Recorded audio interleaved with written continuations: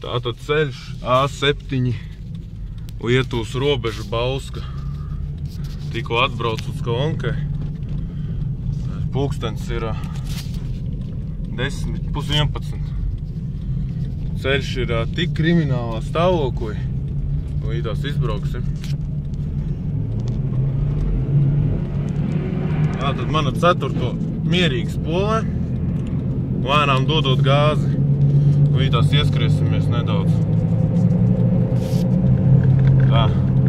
Ir 70 ātrums, un tagad 80. Man stūri mašīnai. Blins, suns. Man stūri mašīnai rausta. Tā kā es būtu uz naturālu ledus. Ceļš ir vienkārši anormāls. Nav vienkārši ko teikt. Mašīna peld, braucot, naturāli peld.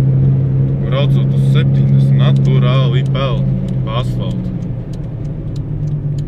Brauksim pieturs. Pieturs ir iztīrīts. Nē, nav iztīrīts. Labi, ka man ir ABS. Es nebūtu apstājies savādāk. Pietur arī nav iztīrīta. Visu nakti sniga. Pulkstens ir 10, bet pietur tāpat nav iztīrīta.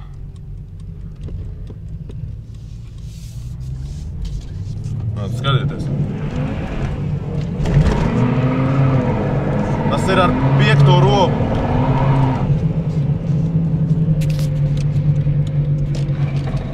Ar 5. robu mašīna vienkārši spolē uz asfaltu. Kur tas ir redzēts?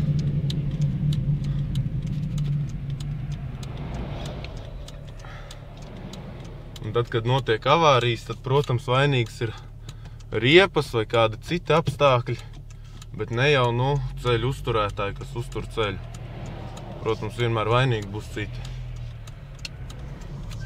Re, kur ir mazāks nozīmes ceļš, ko uztur pagasts. Tas jau ir iztīrīts. Viņš jau bija iztīrīts 8 no rīta. 8 no rīta brauc. Ceļš bija iztīrīts. Bet ne jau A7, kas iet no Lietuvas robežas uz Bausku. Tas, protams, nav iztīrīts.